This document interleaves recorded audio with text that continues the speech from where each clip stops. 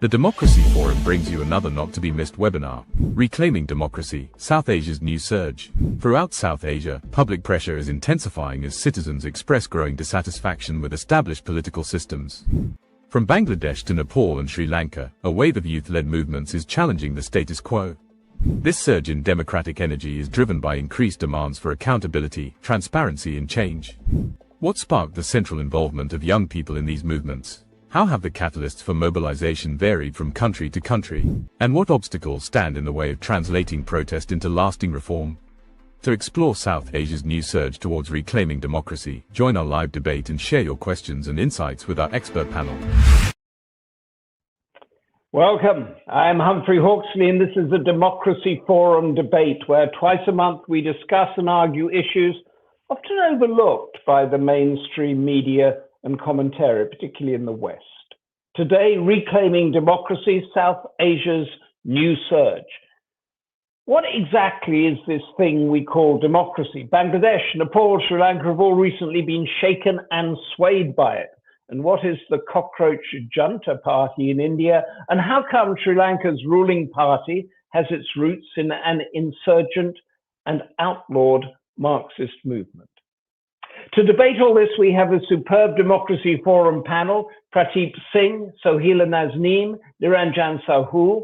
Our Democracy Forum chair, Barry Gardiner, a long-standing member of Britain's House of Commons, will sum up for us at the end. But before any of that, I have the privilege to ask the Democracy Forum president, Lord Charles Bruce, to lay out the background and the canvas of our discussion. Lord Bruce, the floor is yours. Good afternoon and welcome to our webinar, which examines the rise of alternative political parties and the increasingly strident participation of youth movements in South Asia. I'm grateful to the team at TDF for highlighting this issue and arranging for such a distinguished panel of experts to share their insights and perspectives with us today.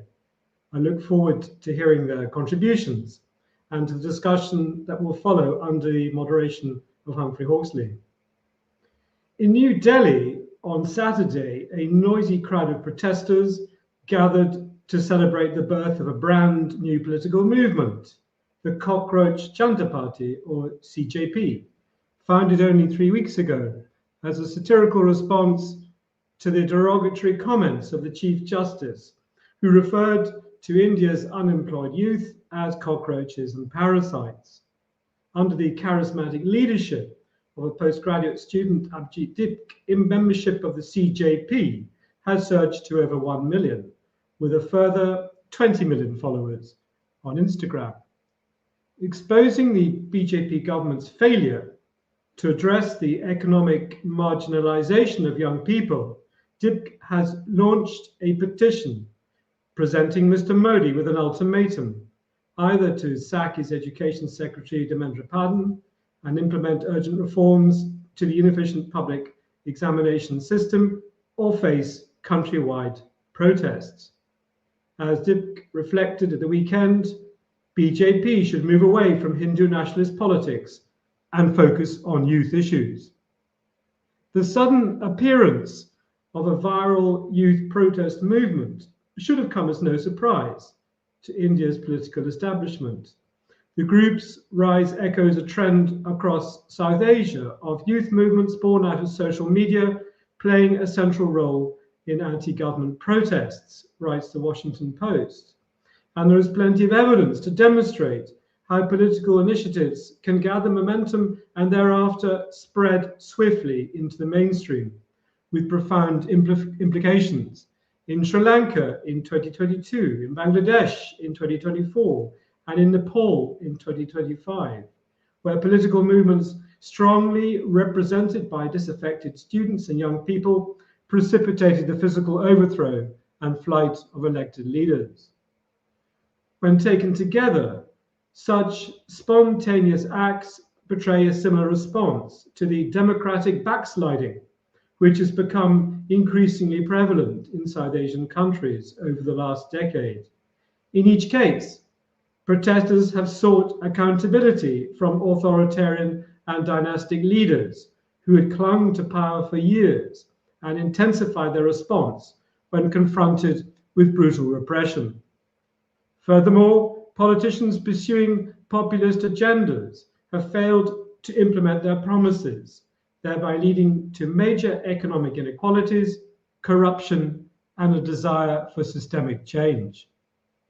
As The Economist warns, Narendra Modi is not the first to use his power over institutions to tilt elections in his favor, but he is perhaps the most ruthless in doing so since Indira Gandhi.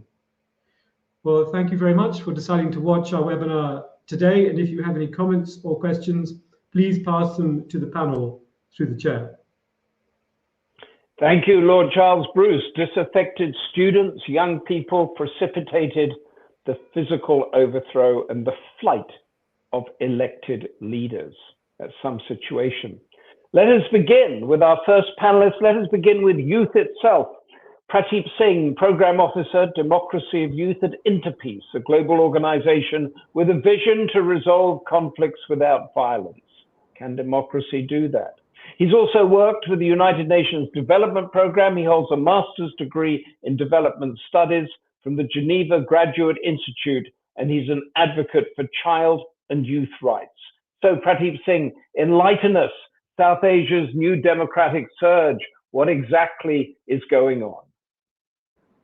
Thank you so much. Let me begin by thanking you for having me here, as I've been working for the past few months in studying and really engaging with young people from around the world, but especially from South Asia, in understanding really what the Gen Z movement has been.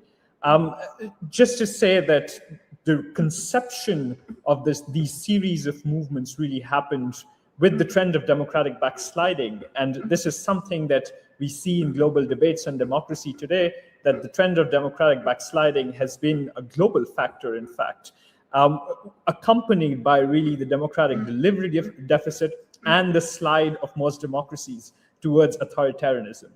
However, emerging right from South Asia in the past 2-3 years, there has been a significant change, primarily led by young people.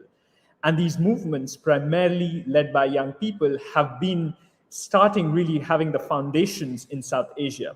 We saw them in Sri Lanka, where they took the name of Aragalya movement, wherein young people increasingly came to the streets to protest against the government, which ultimately led to the replacement of the government in Sri Lanka, a turn towards a more democratically elected government. In Bangladesh, we saw them as the July Uprising, wherein thousands of young people stormed the streets in Dhaka and elsewhere in the country as well, just to make sure and express their frustrations with the current government, which ultimately also led to a change in the government in Bangladesh. And in Nepal, where the movement finally got the global name that we know today, the name of Gen Z movement, where it really got the foundations and was primarily led by young people as actors of change. And now, of course, the Gen Z movement has been a global factor with its presence in Indonesia and across, Africa and Tanzania, Madagascar, Kenya, also in wider parts of Southeast Asia, including Philippines and Indonesia, and beyond and beyond. And we see these primarily young people as actors and coming together under common grievances. If we talk to these young people and we really understand what their grievances has been, it has ranged from corruption to this feeling of electoral capture by a group of elites, and the elites, as in the political elites, they're frustrated with institutional failures. There have been frustrations with the way the economies have been dealt with in unemployment, but almost in all of these places, a unilateral trigger has been the state repression.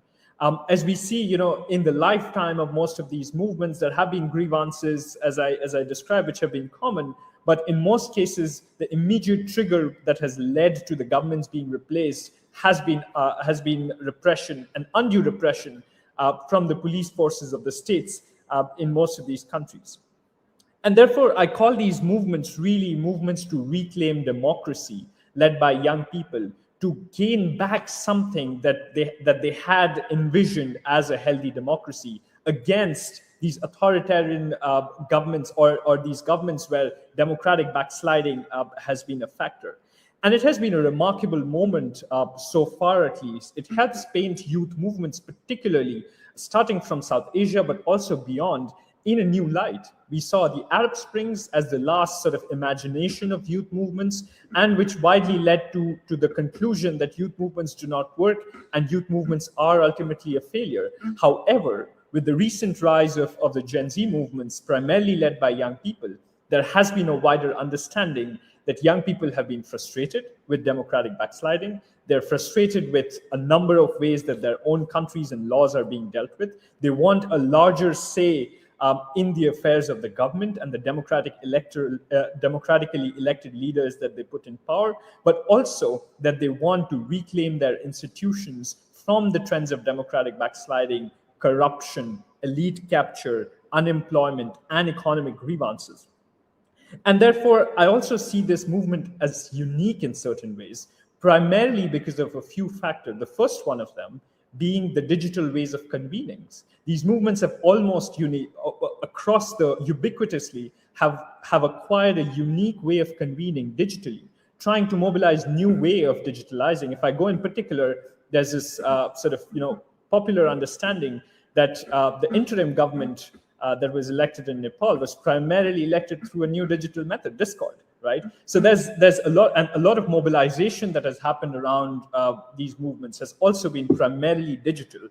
And therefore, this also helps us look at social movements led by young people being interpreted, mobilized, and led through digital means of organizing. Second has been very prominently is that young people have also been political actors, but importantly, mediators between governments that have been in power, youth groups which have been led by young people themselves. And there's a distinct group of young people that emerge in all of these movements that try to mediate between the young people who've been protesting and who've been on the streets with the governments. In most of these cases, these mediation attempts have failed, and therefore the states have resorted to violence, and that violence has gotten immense consequences for these movements. As a response for this violence, what happens is that young people feel frustrated and angry and take over and sort of push for taking over the government rather violently. And this has again been a very common factor. And a third very common factor has been the leaderlessness of these movements. Almost ubiquitously again, one thing that the Gen Z movements and young people have prided themselves on has been really the leaderlessness that they've been able to maintain, which is also symbolic of how frustrated young people have been with traditional elite leaders that have been a part of these countries. And I can speak for Bangladesh and Nepal here, having talked to young people from these countries, is that there was a frustration. And therefore, in the government that followed, the interim government that was put in place was really led by people or politicians who were really apolitical, public figures. You know, in Nepal, we saw the Chief Justice, who also ultimately became the first woman Prime Minister of Nepal, who had a rather apolitical position. Sushila Karki was selected rather as the interim leader and was tasked with leading the country through peaceful elections. I had the chance to visit Nepal and connect with some of these leaders back in December last year. During a very tense time of ensuring that elections are peaceful, while there were so many new developments in the country within young people and within youth movements. And it was a very, very interesting time. Similarly, in Bangladesh, Mohammed Yunus, who was in Paris, was called to lead an interim government owing to his apolitical image and the image of a clean politician, rather. So this all represents the deep-set frustrations that young people have had with existing elite capture and the leaders that they say, and if I can quote, rotating within parliaments without any prospects for change. And therefore, these common signs really lead us to almost a ubiquitous conceptualization of these Gen Z leaders and capturing them with the diversity of the local needs that they've been having. And over the course of discussions, of course, I'd be very happy to focus more on some of these countries, particularly Nepal, and the way that young people have been mobilizing in these countries. Pradeep Singh, thank you very much. That was most enlightening. Now, just to make sure we're all on the same page here, Gen Z is aged around 15 to 30, is that right? Absolutely, and that has been represented in these movements. And how old are you, if it's not rude me asking? I'm 23, sir. You're 23. Okay, so you are right in the heart of the Gen Z movement. And you made a point there that the Arab Spring didn't work, but it seems to be working in South Asia. Is that because of the system of government or the cultures in North Africa and the Middle East, or the digital age has changed? What can you put your finger on that a bit? Absolutely. No, in most of these countries, definitely the frustration was that the promises of democracy did not work. So definitely a setting of democracy did have an impact in the way that young people imagined the ways or the ends of the movement as such. So the motivation really came, and that's why the stress on reclaiming democracy is that democracies existed in these countries, particularly in South Asia, primarily. Right. And there were promises of democratic delivery, which then was a deficit, which young people were frustrated with. So definitely, if we look at Arab Spring versus what we see in South Asia, it's fundamentally different, given that these movements are being predominantly led by young people in countries that were pre-existingly a democracy.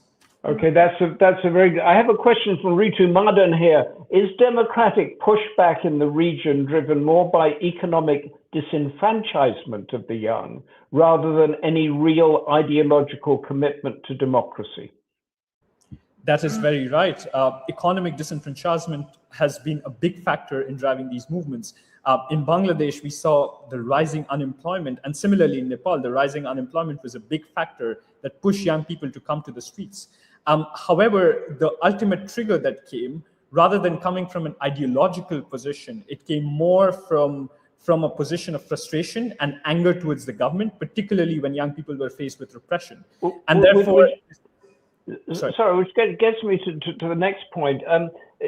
What has been delivered has been a symbol of hope, possibly, and a victory against, as you said, the entrenched elites or anything. Is there evidence that the institutions have got an ability to deliver what these people want?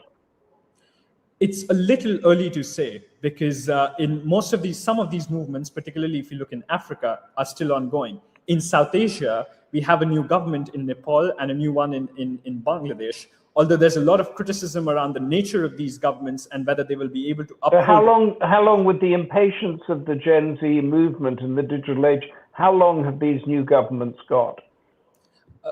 I think it's hard to judge the patience, but at the same time, and I can say for Nepal that, it's still very formative, because there are clear demands from some of the young people, such as institutionalizing the Gen Z movement through Gen Z councils. And if the government is able to deliver on the demands, then I think it would be right to say that, there is a sort of receptiveness from the newly elected governments. However, if these new governments have been elected, still fail to deliver, then there are larger questions about how long these movements can sustain. And again, that's why I say that it's a little too early to say, because it would depend on the sustainability of these movements, given their leaderlessness, given the digital nature of their organization. It's absolutely fascinating. Stay with us, because we will come back to you. Maybe you will be challenged, but we next go to Dr. Soheila Nazneen, a senior fellow at the Institute of Development Studies in Britain. She was a faculty member at the Department of International Relations at the University of Dhaka and has worked with a slate of developmental institutions like the United Nations, the MacArthur Foundation, the Gates Foundation, among others. Her speciality is examining resistance to the backlash against gender equity, social justice, and civic space. All of those are elements of a democratic society. Is there a new surge? Is it real, Soheila Nazneen? Tell us what you know. Are you asking about South Asia or any country specific? I'm asking about, tell us what you know about South Asia. The debate is about South Asia. Okay, so I'll connect to Prateek in terms of the points he was making, but also talk about the variations that exist between the change in regimes that you see in South Asia, right? South Asia got very interesting since 2024. Normally, the discussion is dominated by what's happening between India and Pakistan. But we started looking at smaller countries, right? In a sense that what happened in Sri Lankan elections, but also what happened in terms of the uprising in Bangladesh, and then Nepal followed. Now, the triggers for these changes in terms of the popular youth-led movements that we have seen and that led to regime change obviously is partly about economic disenfranchisement, but it is also about the misgovernance, the corruption, the elite capture of institutions, the failure of delivery that we see in terms of the promises of what development could bring. And a dream about a different kind of system that is more inclusive, that respects your voice and your choices, right? But even though these incidents had triggers, you have to look at, well, how bloody these were. Bangladesh's were probably the most bloodiest, with 1,400 lives lost and 19,000 injured, compared to the other two countries. It's also important to note the role of the army in the case of Bangladesh, but also in other countries that armies restrained themselves. If we are talking about democracy, a lot of the time you do have security forces intervening. I'm not saying there wasn't repression, but in terms of taking over or seeing a coup, we didn't see that. We saw transitions in terms of elections held and electoral transition happening in terms of concerned parties, all of them agreeing to the results of that election. That's the first test of democracy, right? But it's about who came into power. And whether you see new players emerging, or is it the same old, same old? And for the three countries, it's slightly different. For Bangladesh, you see the same, if it is about challenging dynastic rule and having new players, in Bangladesh, it's the Bangladesh Nationalist Party that won a majority, which is a continuity of previous political parties. So the question is, will they rein in their behavior, and how do they behave in terms of the transition? In terms of student-led party, which is NCP, gaining formal seat at the table, they have won 6 seats. They made an alliance with Jamaat-e-Islami, which is the right-wing party. And Jamaat has gained quite a few seats, 68 seats, a huge electoral gain than previously what we have seen. In terms of looking at Sri Lanka, it's a JVP-led coalition, but it has a new partner and there are newer players. In terms of Nepal, obviously it's exciting. It's a new party led by Balan Shah. The established parties had a trouncing in the elections. So you can see in terms of transition and looking at different configurations of power, whether all entrenched elites power was broken, the results are different of the youth-led uprising and regime change. It's also important to think, what would these new governments face, which is what was coming up in your questions. All of these governments will have to deal with economic crisis, particularly given the Gulf War, and it will also have to deal with relations with India. But let's go back to the issue in terms of looking at aspirations and thinking about the dreams that there are, what the youth-led movement held in terms of systemic change and how far systemic changes would hold. For Nepal, it's too soon to tell. The elections have just happened and players have come in terms of how far the structures would shift. In terms of Bangladesh, we can already see certain concerns emerging, particularly around the July Charter. The Charter, which was placed in a referendum, which talks about how do you break the over-centralization of power and executive dominance. And there are certain provisions that were talked about. BNP has already placed reservations on certain things, and which are quite worrying, particularly around judicial independence and independence of constitutional bodies, because it is about systemic change, which the youth demanded, right? In terms of Sri Lanka, again, the picture is mixed, but the government has managed to address economic crisis, and there are some promising facts. Looking at how far the new governments, I mean, I'm talking about formal power structures because it is a reflection of what is going to happen in formal spaces, who is in the room. It is rather disappointing when it comes to women itself and women's representation. Nomination of women candidates in elections were not so great if you look at all 3 countries and how many won. who sits at the table is quite important, given that these are all critical junctures in these countries' histories and that is being discussed and negotiated. Where I see hope is that the youth-led movements and the discourse that they brought in, and also the practice of what Prateek was talking about in terms of leaderless movements, in terms of use of the digital medium for framing discourses and issues. What is exciting to see is issues being debated. It's people not taking it as same old, or anything that's being given. And that is very important for creating democratic norms and practice. Obviously, patience is a key issue in terms of democratic practice takes a particular way of how you debate and what you debate on. And sometimes we do have excesses, but the fact that people are willing to dream differently and to keep on questioning is very important. And I'll stop there. Thank you very much. Do you share Prateek Singh's Gen Z optimism generally for it, or are you a little bit? Tell me where you stand on that. As a person, I'm always optimistic. I will talk about it as a Bangladeshi, how we felt, and that will actually answer your question. So before 2024, it felt like we were frozen in a way, right? That you felt hopeless in the sense that autocracy seemed as if it's immovable, that things were not going to shift. And it's not that what you saw unfolding in 2024 didn't have its origins before, because Gen Z generation, as you talk about, it's from 15 to 30. So those who are closer to 30, they have led other movements that we have seen unfold, and state repression being quite strong.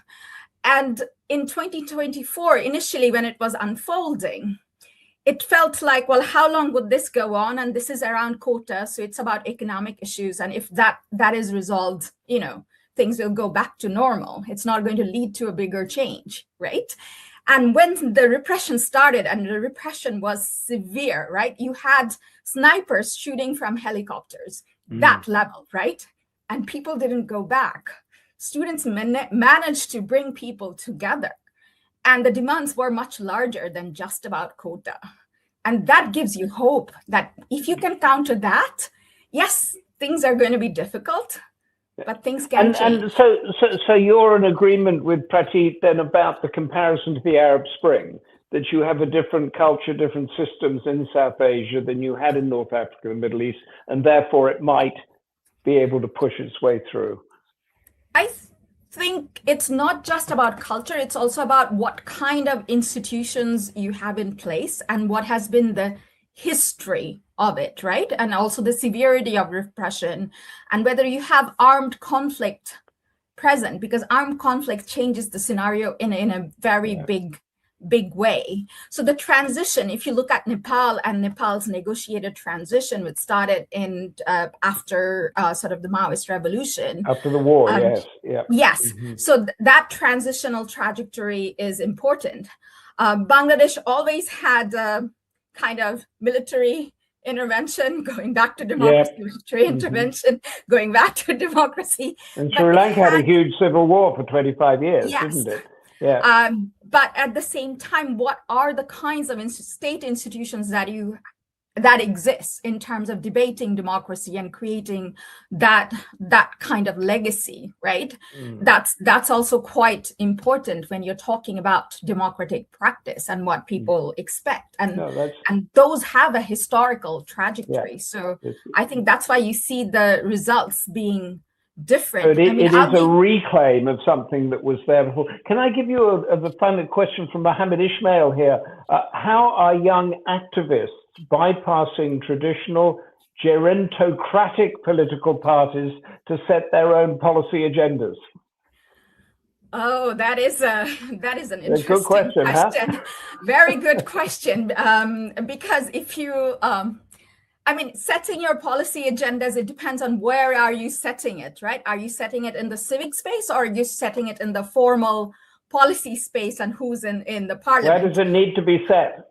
Yes, but what you see, I mean, you see a lot of new faces in the parliament, which is interesting than what you would have seen in terms of the same old, same old. I mean, NCP, the 6 leaders are new leaders, but you also see other leaders that have emerged who may not have won the election, but they have contested. You have the student organizations who talk about policy, are engaging with different issues, and there are spaces for those forums, including think tanks that have emerged that are organized by we have we have a thing that drives me crazy here in Britain, that everybody says we need to have a conversation about this and we need to have a debate about this, whether it's 30 years discussing a new runway at Heathrow Airport and everything. You haven't got time for this, have you? I mean, in South Asia, you have to show that there are new policies in force. Am I right? What do you mean by new policies? Well, the government, these new faces that you say have pushed aside, what did you say, the gerontocratic political parties, pushed to one side. But these new faces have got to show that the government is doing something that's different. Well, there is a time pressure. So the time pressure, one is about July. What do you take from July Charter, right? There are already contestations around that. And it is with the first session of the parliament that things need to be approved. So the clock is ticking. There are certain things that have already been taken on board and certain things being debated, very hotly debated, because things that are being left out, a lot of people don't agree with, particularly the youth around that. But there is also an economic pressure, right? The interim government managed to sort of bring up our reserves, which was great, and stabilize the economy. Particularly our banking sector was tanking, which was very, very worrying. But because of the money that has been siphoned off by the Awami League regime, but at the same time, the current pressures are different. The inflationary pressure, what Gulf War is doing, where you need to get fertilizer from, the fuel crisis, it's not going to be easy. So yes, BNP has hit the ground running, but it will have to deliver very, very soon. And people are not going to take it kind of like, oh yeah, it's fine, because it is not fine. This is great. I think I can almost say that you have almost the same amount of optimism as Prateep Singh, your previous panelist. Thank you very much for that. We are now going to go for a very short break and back with you in a moment.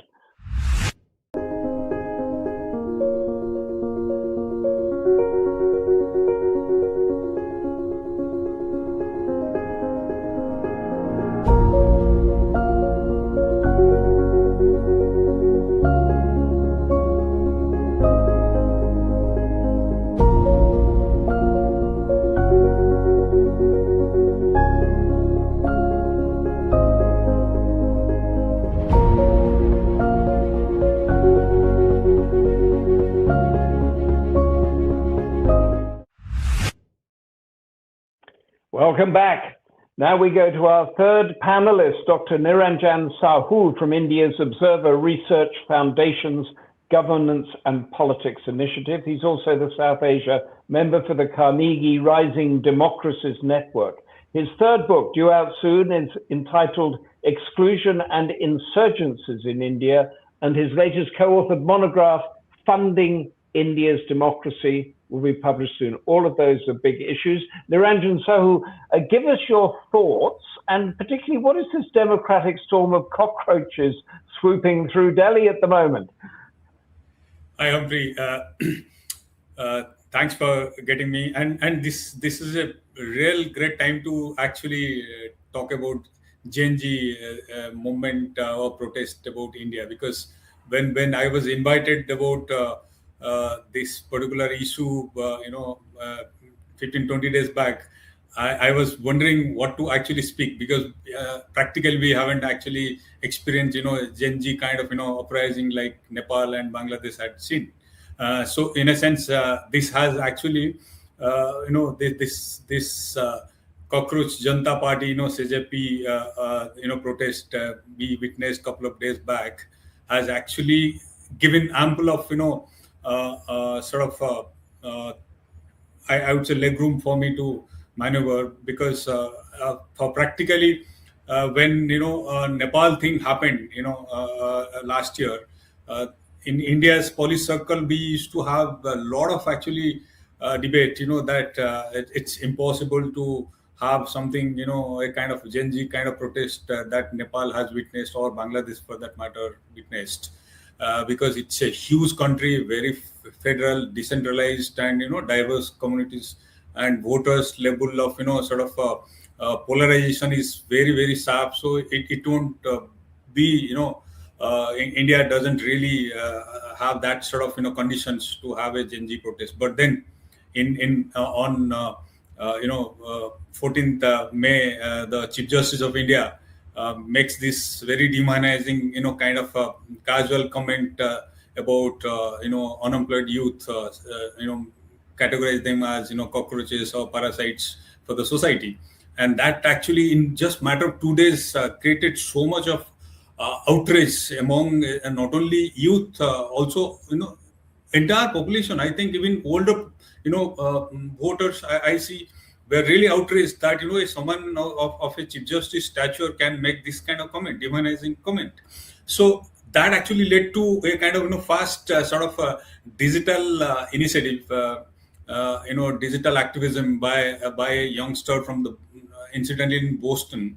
So Abhijit Dipke started as just to make fun, mock the CGI Chief Justice and some of the politicians. So he created this satirical political party, and almost mimicking the largest political party, Prime Minister Modi leads, the BJP. So he created this CJP, Cockroach Janta Party, and he floated this party with some manifesto and a few agendas, and none actually imagined that in just matter of 4 days that on Instagram it will have more than 20 million followers. And that actually alarmed even the ruling party, which prompted that account was blocked on national security immediately, because it created a panic actually.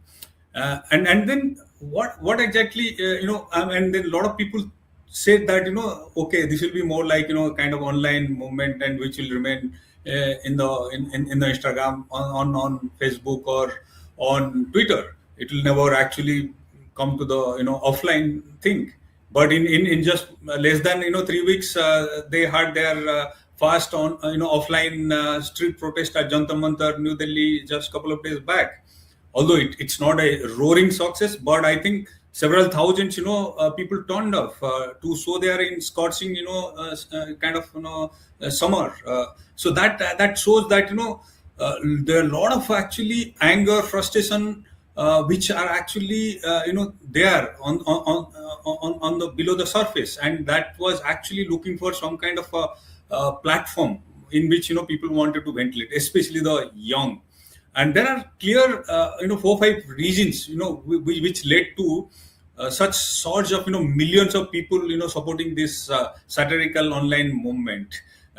One of the structural factors I would see is the deep-seated disillusionment of young people about the political system, about the political parties, about the political leaders. They see that these people are actually self-serving. They're not really accountable. They're not really caring about their well-being. And they most of them, if you see, they didn't even reach out to the opposition parties. So it's not about just ruling party, including opposition parties. So there is a kind of disillusionment about entire political class, that they are not really here to serve the society. They are basically to probably here cater to the oligarchs, to the big industrial lobbies, and people who are basically their cronies and their core sort of supporter, or the people who fund them. That's one. Second thing is also about this issue.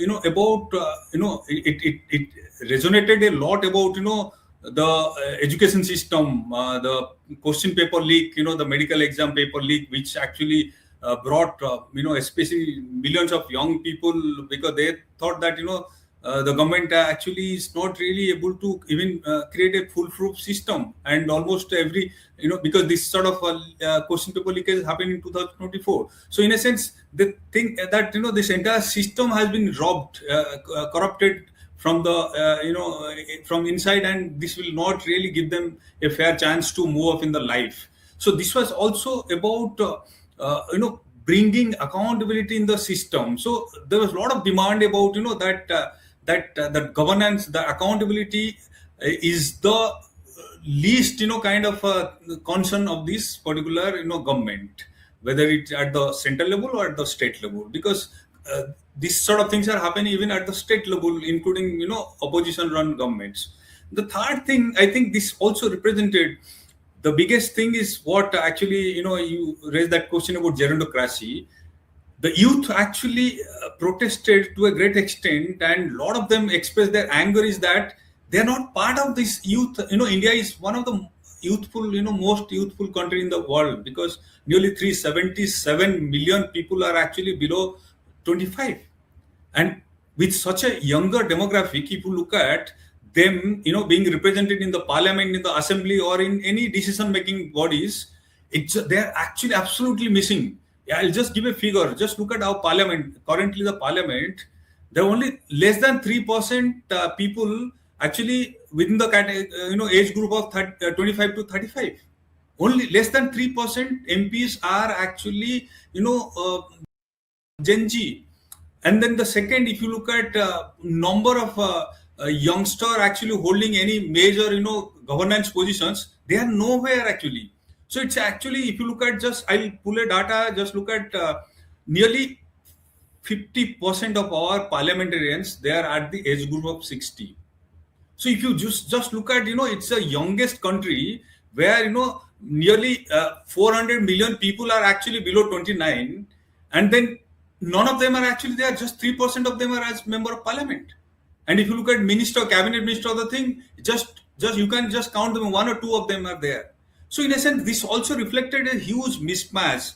And then the fourth thing is also, a lot of people are disillusioned about the inequality, joblessness, because they think that, India is one of the fastest growing economy, but ironically, it is also not creating enough jobs for the youngsters. So it might be growing, but inequality, this entire wealth is captured by just 1 to 2% of population. If you look at our inequality report, just 1% of Indian hold 40% of the wealth. So a lot of wealth being generated because it's one of the fastest growing economy. But then who gets that? So mostly, it is the patronage network, the oligarchs, the fat oligarchs who actually capture most of the benefits. It doesn't really populate down to the bottom. So what governments actually do, both state government as well as the central government, is basically hand out freebies, welfare goodies, and to just ensure that people survive. They don't really move up in the value chain or the ladder. So that's subsistence living. Doesn't actually ensure the aspiration of the youth. Okay, can I just jump in there? So what we're talking about here, what you're talking about protests as opposed to movements that want to form another government. So it's not a democracy reclaim, it's a protest movement that suddenly sprung up. Am I right in that? I think, yeah, you're right actually. But I think it's a mix of both, reclaiming democracy as well as, also addressing the issues of, livelihood, educational standard. So they haven't been, but they're not coming up. Sorry, they're not coming up with any mechanism to address those issues. They're just saying they should be addressed. There's a question here that I think is from Margaret Barry. What tactics can youth across South Asia, and you would know this about India, use to overcome obstacles like state surveillance, internet shutdowns, and restrictive social media regulations? Are you getting any of those in India? Yeah, I think, look at, because when I was coming to that, basically about the digital tech and, the information sphere, because this is what actually has, created this opening for, digital protest or, this CJP thing won't have been possible without, internet, without having, this, internet space. Because number one, while we have most kind of probably fastest growing kind of internet user in India, the digital space is also has a lot of restrictions. You can't actually freely put up something on Facebook or on Twitter or the thing, and then the government agency or the thing will either block it or take away your post, and it's happened very regularly. It's been happening. And then second thing, there are also issues about free speech and other thing, because censorship is also happening for several years, and it's happening both at the central level as well as the state level. So in a sense, and is there a way around it? Are there VPNs and that sort of thing that people can use, or is it going to restrict it? Can you please repeat? Actually, I didn't get you. So the question that came in is what tactics from the youth people make to get around these restrictions? See, the one thing what people are actually, especially youth have done. I think this Gen Z generation is very smart actually. Like what we have seen in Nepal, like they banned the Facebook and few other more, but then they went to the Discord and they have their other mechanisms in which they regroup and they mobilize. So in India, we haven't actually come to that stage where government can shut down the Facebook or shut down the YouTube or it does what it does is actually selective. Basically, some of the social media influencer or any particular episode which becomes very viral, those things are taken out actually. So it does actually very selective. So India's actually takes space. The kind of online space is still relatively freer, and people are able to mobilize and do that. Well, that's a sign of democracy. Thank you very much for that. I want to open up the panel for a final question that's come in from one of our audience here that goes back in a way to what Pradeep Singh said at the beginning on the Arab Spring, because then when, say, the Egyptian government was overthrown and it didn't meet America's interests, we now have a military dictatorship in there. Amit Rama says, which global or regional influences are likely to constrain democratic expansion in South Asia? Pradeep Singh, your quick thoughts, please.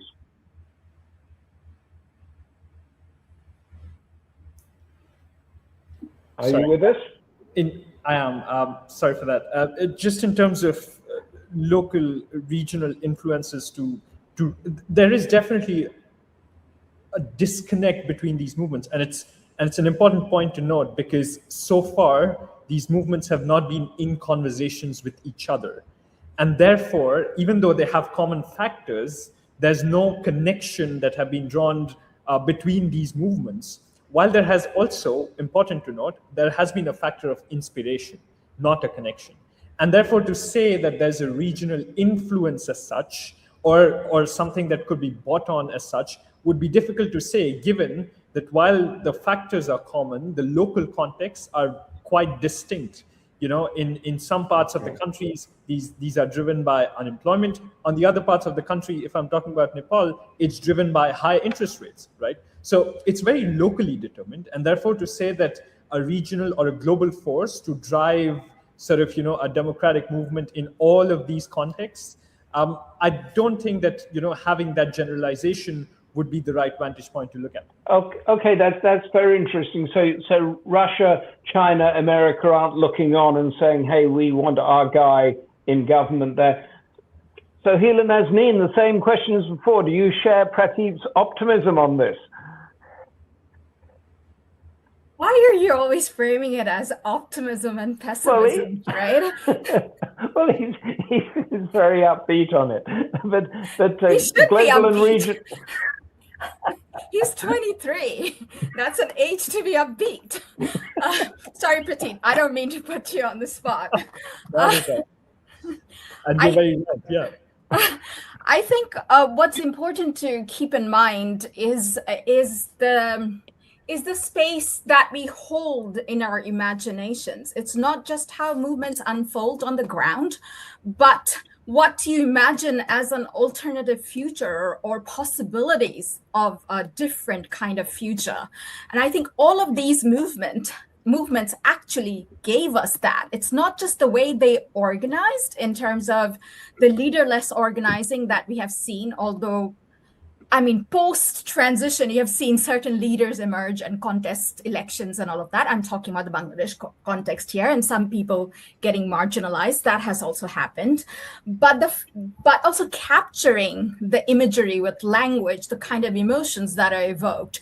Those things are very important in the way creativity was used, but also they had learned these tactics from other parts and other movements globally around the world. The exchange that digital medium opens up.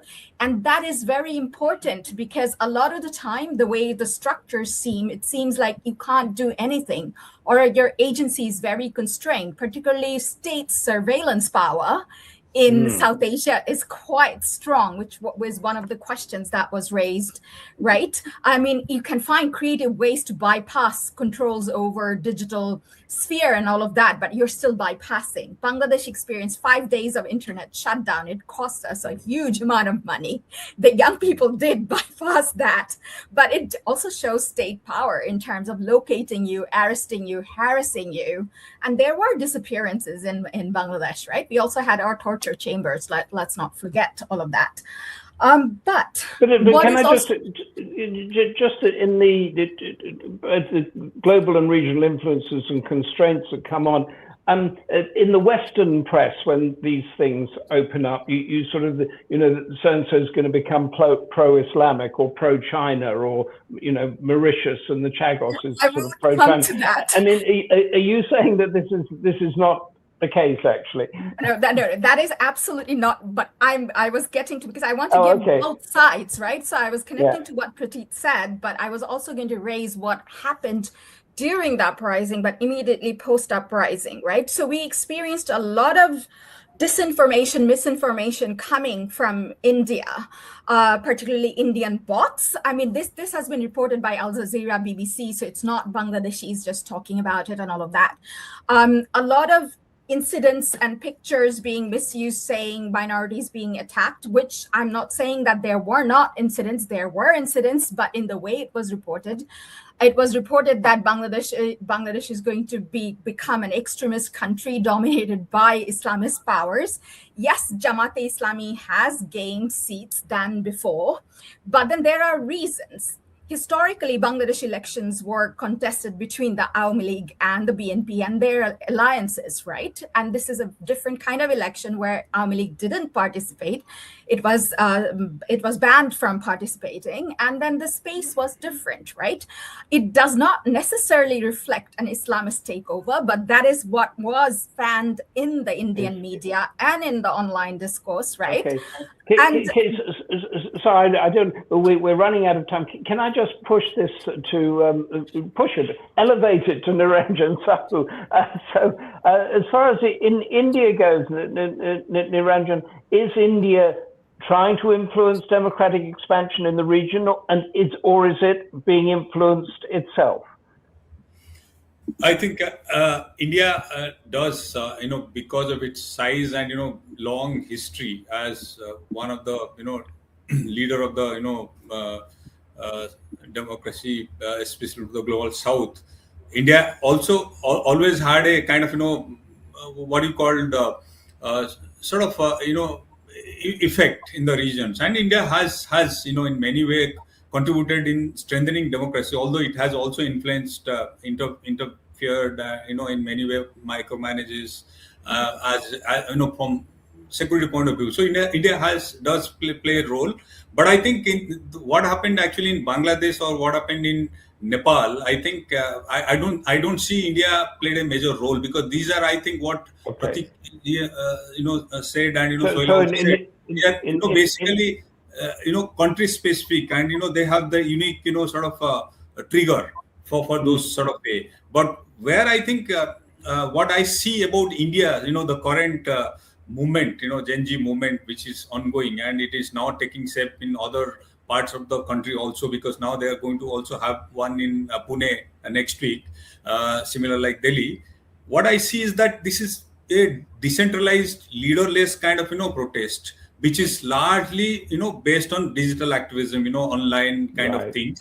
Can And, I and would- that actually has actually opened also very interesting debate in India, which was not happening for quite, sometimes because of, especially the media. Sorry, we are right up against time, and I think you've answered that question brilliantly about India's reach and the reach of it, because now is the time to seek the wisdom and the experience of the Democracy Forum Chair, Barry Gardiner, who himself has ridden the ups and downs of various democratic surges. Barry, you are not Gen Z, but have we enlightened you at all? I'm certainly not Gen Z, Humphrey. That's for sure. Yeah, in many ways, I wish I were. It's quite an exciting time. Look, Charles set out the parameters of the debate by talking about the Cockroach Party, and it is an extraordinary feature that they have 1 million people and then 20 million followers on Instagram. That is quite extraordinary. And what it does show, as he said, and as Prahit followed straight through and agreed with, this is about the marginalization of young people. Now, Charles talked about the need to move away from Hindu nationalism, focus on the youth. He talked about what had happened in Sri Lanka, Bangladesh, Nepal, and framed it very much, I thought, as a response to democratic backsliding, a failure to implement promises, and people who'd been in power for quite a long time and wanted to stay there, perhaps by means that were less than democratic. So that was the general background. Now, did we move on from there? I think that's the question. Prahit focused this around Gen Z. He talked about democratic backsliding. He talked about the need to regain democracy, and compared it with the Arab Spring, but spoke about the differences. And in particular, he focused on leaderlessness. And I thought that was an interesting, what is leaderlessness? Is it that we're just now looking at a number of people, all who feel very frustrated and are voicing those frustrations? Or is there the capacity to focus those frustrations into progressive change? And he spoke also about corruption, dissatisfaction with corruption. And these new ways of convening, the digital organization is really profound. But it can, if it is leaderless, begin to see people move off in varying directions without the capacity to amass that sense of frustration into real political dynamism. He spoke also about organization. Now, organization implies that it's organized around a project, around a core, that it's not leaderless. It suggests that there should be an organizer, or at least a group of people who are trying to focus things in a particular direction, not just to coordinate that we all shout and scream at the same time. So he also talked about the role that mediators can have, and I thought it was a very powerful interjection when he said that in Nepal it was the woman Chief Justice who assumed control because she was a non-political figure and somebody who in that sense was felt could be trusted. Now that was reinforced later on, I think, when talking about politicians, and we'll come to that. But he used that phrase, "We have rotating parliaments without change." I think that was almost a direct quote. And I, if so, Prahit, I will definitely steal it because it's a good quote.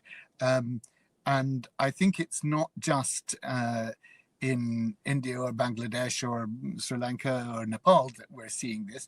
We're seeing this across the world. And I think it does generate the sort of response, certainly from young people, but also I think you can say from right-wing movements like the MAGA movement in the States. They talk about the uni party in the UK, the forces of Farage and Reform. So it is this sense that whoever gets to be in power doesn't bring the change that they promised at an election. And he also addressed economic disenfranchisement that has driven this rather than ideology against repression. Now, Suhaila spoke about what things were like in 2024. The focus shifted to Sri Lanka, Bangladesh, Nepal, not just disenfranchisement, she said. She reminded us that in Bangladesh, 1,400 lives had been lost. She also highlighted that the armies, though, refused to go into coup mode. They didn't take over. And she teased out the differences between the three countries, saying, well, who came to power?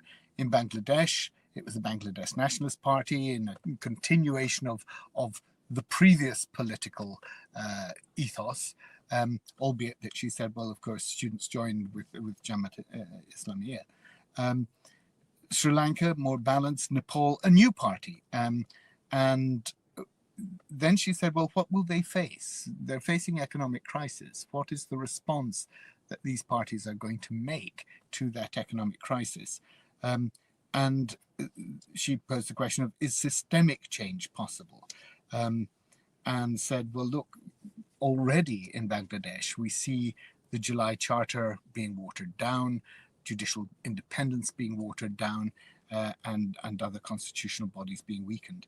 And in Sri Lanka, she said, she highlighted the failure for women to gain access to power and electoral office.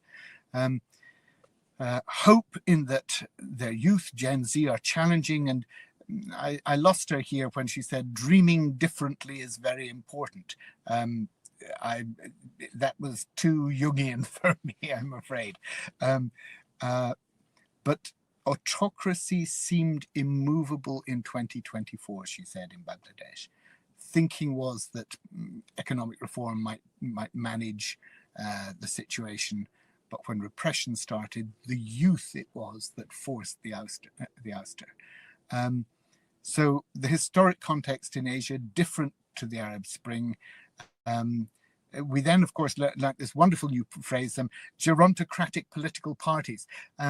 I have to confess that I'm probably now, after 30 years in Parliament, a member of the gerontocratic party. But I still like to think, at any rate, that I understand the frustrations that young people feel, certainly in this country, which are very much, I think, the same that we've been talking about in Southeast Asia. Niranjan Sahu spoke extensively about the Cockroach Party, the extraordinary feat in 4 days, attracting 20 million followers on Instagram, and said shows the underlying frustration with self-serving politicians. And this is the phrase, really. And he spoke about it as not just against the government, but against the entire political class. And I think that's it. Here, what we're seeing is the links that politicians have with money, with oligarchs, with the people who are controlling social media, are really disturbing. And we see the way in which there are companies, say like Palantir, who are developing AI solutions which government are attracted to and want to implement, thinking that it will make governing easier. But there is a price to be paid there, and there's an an uneasy closeness between the politicians and these big new companies, the oil barons of the future. It's no longer going to be oil, it's going to be data. So I think there's a real suspicion here, and something that politicians around the world, not just in Asia, need to think very carefully about. He spoke about youth, 377 million below the age of 30, I think it was, but less than 3% under the age of 35 now have any sort of role in the Indian Parliament. So you can see that sense of underrepresentation borne out in the elections and in the Parliament. Even the economy is growing, even though the economy may be growing, 1% of the population own 40% of the wealth. Well, you're doing very well in that case, because in Britain, 1% of the population own 50% of the wealth. These are extraordinary statistics, and they're statistics which, personally, I wonder whether democracy can survive.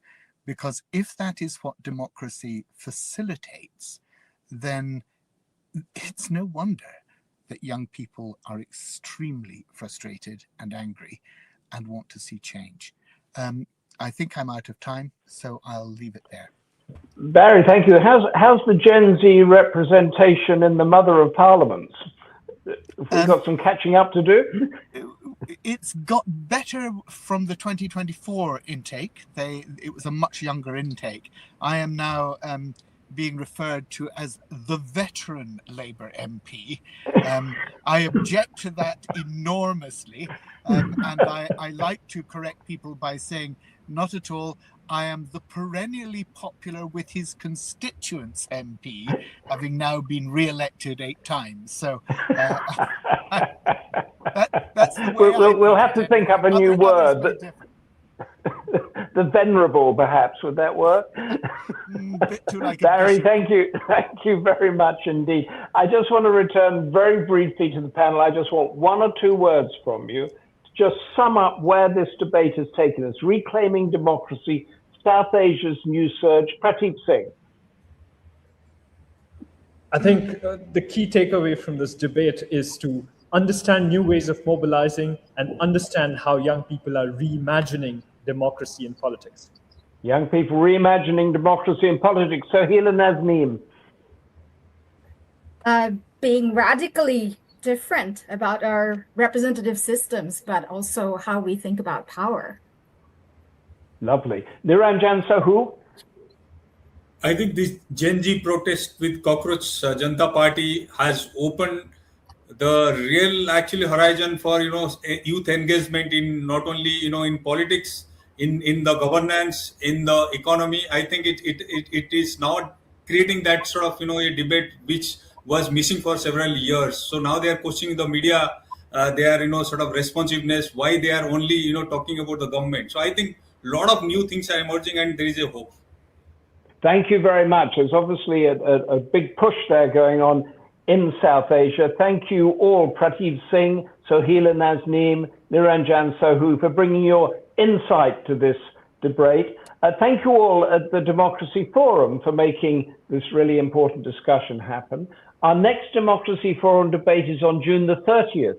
Britain looks east, reorientating trade ties. Will that work? Find out then. And until then, from us all at the Democracy Forum, stay safe. Thank you. And goodbye. You are amazing. Thank you. Thank you.